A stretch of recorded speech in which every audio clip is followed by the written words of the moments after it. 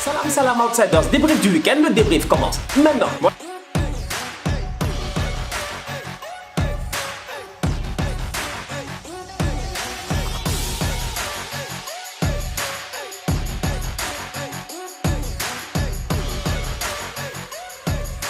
Salut à tous, ravi de vous retrouver sur Dakar Actu TV. Aujourd'hui, nous recevons l'outsider Stan Diop, youtubeur, facebooker, instagrammeur, mais surtout passionné de football.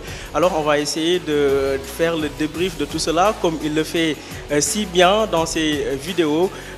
Connaître un peu d'où est parti ce projet, savoir également c'est quoi la famille des outsiders. Alors, bonsoir Stan et bienvenue chez vous au Sénégal. Bonsoir Moustapha, ça fait plaisir, ça fait vraiment plaisir d'être là. Comme j'ai l'habitude de dire salam salam outsider, l'interview commence maintenant. Salam. Voilà, c'est bien de le rappeler, Stan Diop est avant tout sénégalais, un fils du Sénégal. Ouais, moi c'est souvent, les gens ils voient Stan, ils se disent le boy là il vient d'où, etc. Ils oublient, mais bon, moi franchement je suis né ici à Dakar, franchement je suis né à Dakar, j'ai grandi à Dakar. J'ai joué ici là au terrain du centre Sénégal-Japon. Je me rappelle quand on était jeune. C'est pas trop loin, hein? Non, c'était juste à côté, là, CFPT. On allait négocier là-bas avec le gardien pour qu'il nous laisse jouer et tout. Donc franchement, voilà, moi j'ai grandi ici, le Sénégal c'est mon pays et je suis toujours heureux quand je reviens à Dakar, quoi, franchement. Ça me fait toujours plaisir de revenir à Dakar pour plusieurs raisons, parce que j'ai l'occasion de revoir la famille et aussi parce que pour moi, on a une des meilleures gastronomies au monde. Ça c'est sûr. Ah oui. Le tchéboudienne et le mafé local. Mais soupe kanjo, mon frère. Ça c'est clair. Alors moi, la question qui me brûle les lèvres, c'est quoi un outsider? En fait, c'est quoi, d'où vient ce terme, ce concept, comment tu l'appelles? Ouais, c'est parti d'un délire en fait, outsider. Tu vois, moi, le truc c'est que j'ai toujours été passionné de football. J'ai l'habitude de dire que j'ai des parents très très durs et j'ai des parents qui m'ont pas donné beaucoup d'options, quoi. S'ils avaient été comme moi, peut-être que j'allais essayer d'être joueur de foot. Bon, je ne sais pas. Je sais pas si j'aurais été un grand joueur. Mais c'est une question que beaucoup se posent. Est-ce que Stan a joué au football au jour? Voilà. Non, moi le foot ça a toujours été ma passion, tu vois. Après bon, quand j'étais jeune, mon idole c'était Thierry Henry. Donc quand je jouais au foot, même quand j'étais jeune, je jouais comme Thierry Henry, débordement enroulé, tu vois. On va y revenir. Voilà. Exact. Après, plus j'ai vieilli, plus tu grandis, etc. Et plus je me suis dit, non, boy, tu n'as plus la condition physique de déborder, de centrer et tout. Donc, je suis devenu genre milieu défensif, défenseur central. Donc, j'ai quand même joué au foot. J'ai quand même joué au foot au niveau collégial au Canada. J'ai quand même joué là-bas au niveau collégial et tout. On a été champion du Québec en 2009. Avec mon collège, donc voilà, j'ai eu quand même une petite expérience footballistique et tout. Après, c'est sûr et certain que mon expérience en tant que telle, elle vient plus de tous les matchs que j'ai eu à voir durant mon enfance, tous les livres que j'ai eu à lire, etc. Ça a toujours été une passion. Est-ce que vous avez grandi dans une famille de sportifs? Absolument pas. Franchement, absolument pas. Ma mère ne regarde pas de match. Ma mère, est-ce qu'elle regarde même les débriefs? Maman, gère-toi. Mon père, lui, ça a toujours été quelqu'un qui aime le football, mais pas au niveau auquel moi je l'aime. Et moi, franchement, c'est ça. Moi, franchement, celui qui m'a toujours motivé et tout, c'est mon grand-père. Père à son âme aujourd'hui. Et mon grand-père, il aimait le football. C'est incroyable. On s'asseyait, moi et lui, les samedis, dimanches, et on se tapait les match sur match, match sur match. Donc c'est de là que sont partis les premiers débriefings, on va dire. Ils ont commencé, je pense, je devais avoir des 13-14 ans, tu vois, quand tu commences à analyser un peu, on était là, il me fait non, Stan, c'est pas ça, je lui fais non, c'est ça, etc., etc. Et aujourd'hui, souvent, je me dis, j'aurais aimé qu'il soit là pour voir voilà, le travail que j'ai eu à accomplir. Mais bon, je suis sûr de là où il est en train de s'enjailler lui aussi, machallah, sur les débriefs. La première fois que tu t'es posé et que tu as eu l'idée d'aller dans ça, est-ce que c'est ce que tu voulais faire exactement? Comment ça s'est fait? En fait, pour faire un peu mon cursus, moi je suis arrivé au Canada en 2008, ça fait quand même très longtemps que je suis au Canada. Je suis arrivé au Canada en 2008, j'ai étudié à l'Université d'Ottawa. J'ai fait un bac en finance et en économie. Donc en fait, ma base, c'est la finance et l'économie. Et je travaillais à la Banque Royale du Canada comme conseiller conseiller financier. Ça va en surprendre beaucoup le fait de... Ouais, il y a beaucoup de gens en fait, ils savent pas. Dévoiler ton cursus comme ça. Je te donne des insights là que j'ai jamais donné, tu vois. Il y a beaucoup de gens qui ne savent pas. Donc vraiment, moi je suis un mec de la finance. Finance, économie, ça a toujours été un truc que j'ai beaucoup aimé. Je trouvais ça nice, c'était intéressant et tout. J'ai toujours aimé l'aspect chiffres, argent, etc. Finance. Et un jour, en 2015, c'est en 2015 en fait que ce délire-là est arrivé. Voilà, en 2015, j'ai eu un petit accident de voiture qui m'a mis sur la touche pendant 2 ans. Donc du coup, pendant 2 ans, pendant 1 an, j'arrivais pas à marcher. Pendant la deuxième année, j'avais une canne, j'allais au médecin, voir le médecin chaque semaine, quoi. J'avais rendez-vous physio, etc. Et c'est durant cette période-là, en 2015, j'étais à la maison, je m'ennuyais un peu, je faisais pas grand-chose, j'étais malade, j'étais pas bien. Et là, j'ai un ami, il vient, il me fait « Mais boy Stan, toi tu parles football à chaque fois. Chaque fois tu nous appelles, tu nous fatigues, etc. On parle tout le week-end. Pourquoi tu vas pas faire des vidéos ?» Je lui ai dit « Qui va m'écouter ?» Je lui ai dit, qui va m'écouter? Tu n'avais jamais fait de vidéo en ce moment? De ma vie. Moi-même, utiliser une caméra, je ne savais pas. En fait, en toute honnêteté, comme je dis, je suis autodidacte en 2 ans. Je dis, j'avais jamais utilisé Final Cut Pro, j'avais jamais utilisé une caméra, la photographie, tout ça, je ne connaissais pas. Étant donné que j'étais à la maison, j'avais du temps. Je n'avais pas grand-chose à faire parce que j'étais malade. Et c'est de là est partie cette passion-là. Et je me suis dit, tiens, pourquoi pas? Et ça a commencé comme ça. Et au début, j'ai commencé avec un groupe d'amis, 2-3 amis. On a commencé à faire des vidéos ensemble et tout. Mais bon, c'est toujours difficile que les gens y croient en ton projet comme toi, tu crois en ton projet. Et donc, du coup, au début, c'était dur de rassembler tout le monde. Mon but, c'est pour ça que ça s'appelle les outsiders. Ça ne s'appelle pas l'outsider. Ça s'appelle les outsiders parce que ma vision du début, c'était une vision vraiment où je voulais rassembler tout le monde. Et c'est après, à un moment donné, quand j'ai... Le soutien de ta famille au début? Ah non, ça a été compliqué. Ah, ça a été très compliqué. Parce qu'en fait, le truc, c'est que bon, en tant que bon Africain, bon Sénégalais, mon gars, tu allais à l'université, on s'est dit, qu'est-ce qu'il fait? Les diplômes doivent servir à quelque chose. Tu as un diplôme, c'est bien, tu travailles, etc. Pourquoi tu fais ça? Et moi, je dis tout le temps aux gens, quand tu as quelque chose dans ton cœur, quand vraiment tu y crois, il n'y a personne qui peut t'arrêter. Et c'est ça le plus important. Et moi, j'y croyais dans ma tête. Je me suis dit, je pense que j'ai une expertise en moi-même. Cette expertise-là, j'ai envie de la partager au monde. D'où vient le mot outsider? Parce que je me suis dit à ce moment-là que les gens qui sont assis, les journalistes, les anciens coachs, les anciens footballeurs et tout, je me suis dit tiens, ils sont à l'intérieur, c'est les insiders. C'est eux qui ont le droit de parole aujourd'hui. C'est eux qui monopolisent l'opinion publique aujourd'hui. Alors qu'en réalité, ceux qui font vivre le football, c'est qui? C'est nous. Si le stade Lat Dior de Thiès, on n'était pas allé, ben, le stade il serait vide et la Fédé n'aurait pas récupéré 10 000 francs, 5 000 francs, 3 000 francs, etc. Si on ne paie pas les abonnements Canal+, beIN Sport ou toutes les autres chaînes-là, eh ben, il n'y a pas de droit télé. Bref, l'outsider, c'est vraiment lui qui fait vivre le mouvement footballistique. Et à partir de ce moment-là, je me suis dit, ben, tiens, il faudrait que tu lances un mouvement où tu vas rassembler tous les autres qui ne sont pas inclus. D'où vient le mot les outsiders. Et c'est parti comme ça d'un délire à Montréal. Posé en plein été, je me suis dit avec un pote, Lamine. D'ailleurs, c'est lui qui a designé le logo. Shout out à lui. Très beau logo en passant parce que tout le monde me le dit à chaque fois. Ils me disent, assez innovant. Les gens me disent ouais, on adore le logo et tout, etc. Et tout. Donc c'est vraiment, il a designé le logo, on a discuté, il m'a fait mec, vas-y, lance-toi. Et il fait partie de ces gens-là qui m'ont beaucoup motivé au début, pendant que bon, les parents ils étaient encore réticents et tout. Mais aujourd'hui, j'ai le soutien à 100% de toute ma famille et ça, c'est le plus important, quoi, tu vois. Alors, pourquoi le style rappé? Si je peux le dire, hein, c'est parce que ça interpelle plus d'un, quoi. Le style rappé, un peu déjanté. Voilà, parfois les applaudissements, les sifflements, un peu à l'africaine, quoi. Pourquoi ce style? Donc je pense que voilà, chez nous en Afrique, on a un truc qui est très commun à nous, c'est voilà, on a beaucoup d'émotions, c'est normal, on a une manière de s'exprimer qui est peut-être différente par rapport au reste du monde. L'autre chose aussi, c'est que depuis que je suis très petit, je parle vite. Bon, je sais que je parle vite. Moi, ma mère, chaque fois qu'elle écoute ma vie, je te dis, mes parents, ma mère, mon père et tout, même ma soeur, ils me disent tout le temps la même chose, parle doucement. J'ai dit, je peux pas. Si je parle doucement, ça ne marche pas parce que dans ma tête, ça va trop vite. En fait, les idées, elles arrivent parce que les gens ne savent pas, mais un débrief, je le prépare à 10%. Je m'assois le week-end, je me réveille le matin, je me tape du samedi au dimanche soir, je regarde peut-être une dizaine de matchs et je prends des petites notes. Genre d'habitude, c'est des petites notes, genre tel a fait ça, tel a fait ça, tel a fait ça. Après, je me dis, ok, je vais faire un parallèle par rapport à ça. Après, le reste, c'est de l'improvisation. C'est-à-dire que jamais j'ai un texte écrit ou quoi que ce soit. Donc, si tu as un texte, tu lis. Ça sort des tripes, quoi. Voilà. Alors pour moi, ça sort comme ça. Tu me lances sur un sujet. Maintenant, là, peut-être que je vais te faire un débrief, tu vois. Et donc, ça fait que, bon, avec ma manière de faire, j'avoue que j'ai une gestuelle qui te donne envie. Tu te dis, bon, peut-être que le gars, il est dans un flow et tout. Beaucoup de gens m'ont dit, les débriefs de Stan, si tu mets un instrumental, ça peut être un hit de rap. Ah ouais, ça c'est sûr. Donc je dis voilà, donc c'est vraiment parti comme ça, quoi. Depuis que je suis petit, je parle vite, j'ai toujours été comme ça et j'ai un débit quand même qui est assez soutenu. Donc tu t'es dit finalement, pourquoi pas ne pas adopter ce style? Pourquoi pas ne pas continuer sur le même style, la manière de faire et tout. Et Dieu merci, jusqu'à présent, je pense que ça me réussit bien, quoi.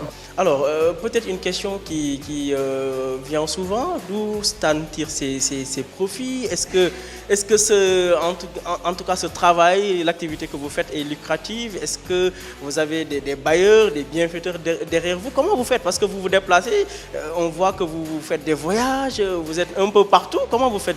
Dites-nous un peu. J'avoue que je bouge beaucoup, ça c'est vrai. C'est vrai que par exemple, je regarde durant les 7 derniers mois, je me rends compte que je ne suis pas resté plus de 3 semaines au Canada, quoi, durant les 7 derniers mois. Et ça demande des moyens et ça demande aussi de l'effort physique, tu vois, et tout. Mais comme j'ai dit, tout vient du début. J'ai gradué de l'Université d'Ottawa en 2013. J'ai été rapidement engagé par la banque. J'ai fait un concours. C'est un concours de la Banque royale du Canada. Ils m'ont pris directement et je faisais partie des premiers du concours, Dieu merci. Et de là, ils m'ont amené à Toronto. Toronto, c'est le Wall Street du Canada. Donc du coup, quand tu es à Toronto, tu travailles dans la finance, c'est sûr et certain que tu fais des 8 à 8 et c'est certain que c'est fatigant. De la même manière qu'à Montréal aussi, dans le monde de la finance, c'est très épuisant. Donc ça m'a permis de pouvoir faire des économies. Pendant 3 ans, j'ai travaillé dur, j'ai travaillé très dur. Ça m'a permis d'avoir assez d'économies. Et le jour où j'ai décidé de tout lâcher et de me lancer dans ce que je fais, je me suis dit, tiens, je vais tenter un projet. Ça va être un projet sur 3 ans. Tu as assez pour te débrouiller pendant 3 ans. Maintenant, qu'est-ce qui va se passer après? Aujourd'hui, en toute honnêteté entre toi et moi… C'était assez risqué quand même de tout lâcher pour se lancer entre guillemets dans l'inconnu. D'où la raison pour laquelle les gens au début, ils ont dit j'étais fou. Moi, il y a beaucoup de gens qui ont dit mais il est fou, lui, c'est quoi son problème, etc. Il a la chance d'être allé à l'étranger, il a la chance d'avoir étudié dans une bonne université, etc. Donc les gens ont cru un peu que j'étais fou et tout, mais comme j'ai dit, la passion, c'est le plus important. C'est ça qui t'amène loin dans la vie. Il n'y a rien d'autre dans la vie qui peut t'amener plus que la passion. Donc du coup, après 3 ans de boulot, j'ai quand même réussi à avoir quelques économies et jusqu'à présent, je roule un peu sur mes économies, tu vois. Après, tu as YouTube qui rentre un peu et tout, mais bon, YouTube, le problème de YouTube, c'est ce que je dis toujours, c'est que c'est très instable. C'est pas un revenu qui est fixe. Ça dépend de la monétisation. C'est ça. Ça dépend du nombre de vues, ça dépend de là où les gens sont dans le monde pour regarder tes vidéos, etc.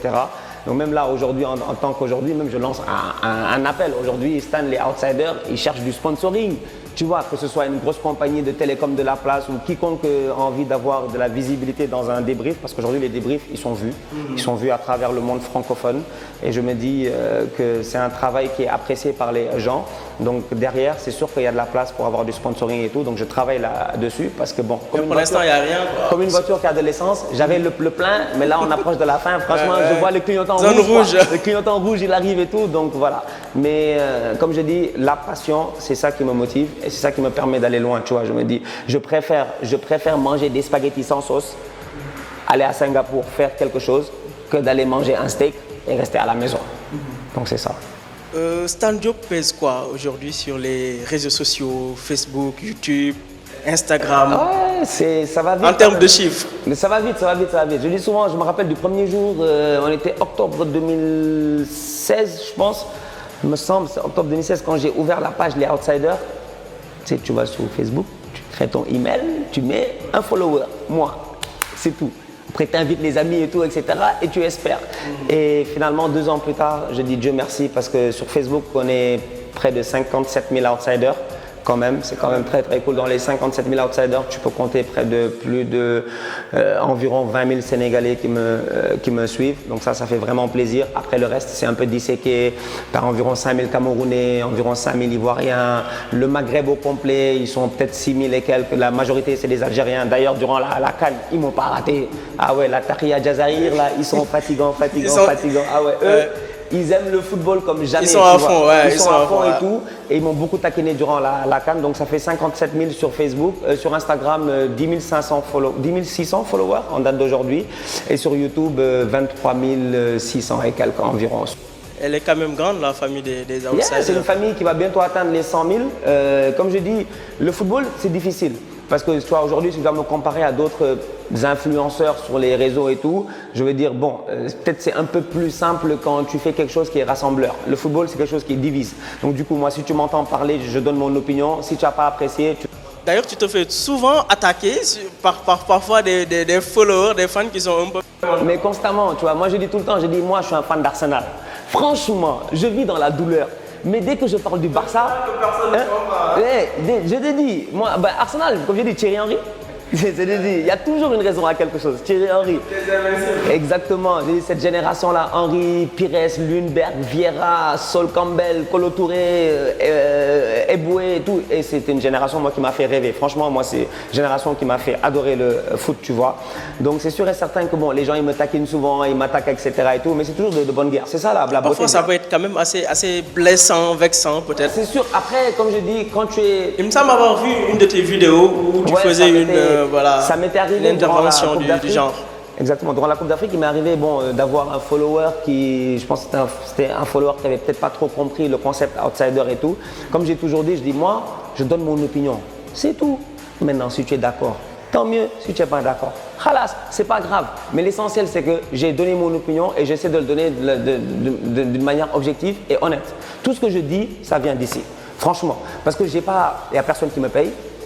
J'ai pas besoin de me dire je vais pas fâcher tel ou ne pas fâcher tel. Moi je m'en fous. Je dis ce que j'ai à dire et je pense que les gens qui me suivent depuis le début et depuis un bon bout de temps, ils arrivent à comprendre cela en fait et à aller chercher cela parce que je me dis bon, c'est rare aujourd'hui de trouver quelqu'un, je pense, qui est honnête dans le monde du foot, tu vois. Parce que souvent les gens ils ont des intérêts. Soit tel c'est mon ami ou tel c'est l'agent c'est mon ami ou moi j'ai envie de faire ça ou j'ai pas envie de faire ça. On n'est jamais totalement neutre quoi. Exactement. Alors que moi franchement je me dis bon, j'ai pas d'amis dans le milieu quoi. Donc je suis seul, je suis solitaire, je suis un freelancer, je fais mes affaires. Tu es gunner et c'est tout.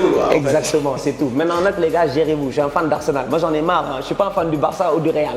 Chaque fois que je viens parler du Barça ou du Real, les gars pensent que je suis fan de l'autre ou fan de l'un ou fan de l'autre ou fan de l'un. Non, franchement moi c'est Arsenal, c'est mon équipe. Ça a toujours été mon équipe. Et bon, peut-être qu'un jour on va gagner quelque chose. Hein. Peut-être un jour.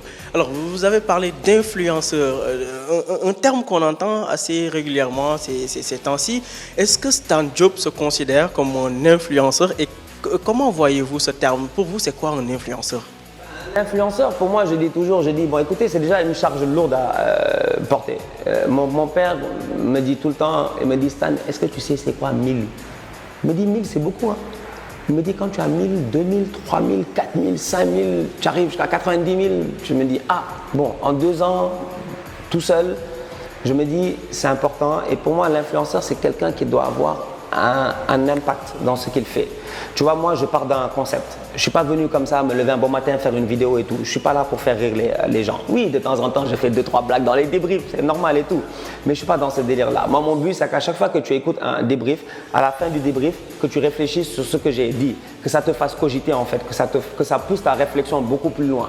Souvent, et c'est là où je me dis, bon, je suis content un peu d'avoir eu cette chance-là, d'avoir pu étudié, aller à l'université et tout.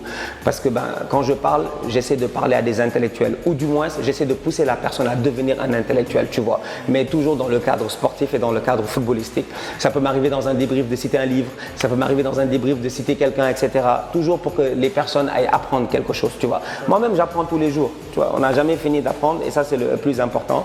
Mais c'est vraiment ça. Donc pour moi, quand tu es influenceur, je pense que tu dois avoir vraiment un impact, quel que soit l'impact. Que tu sois dans la mode, que tu sois dans la comédie, que tu sois dans tout ce qui est make-up, maquillage, etc. de nos jours, nanana. L'essentiel, c'est que tu aies un impact par rapport à ce que tu fais. Et moi, je suis parti d'un concept en me disant, écoute, la majorité des gens qui font vivre le football, c'est nous. On est des outsiders. Donc du coup, aujourd'hui, si moi, je me considère comme étant le représentant de tous les outsiders, toutes ces personnes-là qui me suivent, toutes ces personnes qui sont fans de foot, ces personnes qui n'ont pas la chance de pouvoir aller peut-être voyager, vivre des événements comme moi, je le fais, je le fais pour eux. Je le fais pas pour moi. Il le vit par procuration. D'où pour moi, je prends le travail très au sérieux. J'aurais pu être, moi je vois plein de gens qui font des vidéos et tout, qui parlent de foot, ils sont chez eux dans leur salon, dans leur chambre. Ils sortent jamais. Moi je fais pas ça. Je me dis derrière, j'ai envie que les... Mais ils font des vues. Mais ils font des vues. Même des fois, ils font beaucoup plus de vues même que moi. Je dis, moi je fais peut-être des 15, 20 000 vues par vidéo. Tu as des mecs qui vont faire 300 000 vues par vidéo. Ils sont jamais sortis de leur chambre, tu vois. Des fois, tu les écoutes même, tu te dis, ah bon, qu'est-ce que j'apprends réellement? Que moi j'essaie d'apporter vraiment une touche culturelle, une touche footballistique, tout ce qui entoure le foot. Le foot, c'est pas juste le ballon. Le foot, c'est l'administration. Le foot, c'est la finance. Le foot, c'est la psychologie. Le foot, c'est la société. Le foot, c'est la culture. Bref, le foot, c'est un mélange, c'est un melting pot de tout ça. Donc pour moi, en fait, un influenceur, c'est vraiment quelqu'un qui va essayer d'amener ses followers beaucoup plus loin. Moi, je pense, en tout cas, c'est ce que j'espère et c'est ce que je prie et j'espère que les gens pourront le dire peut-être dans les commentaires ou etc. et tout.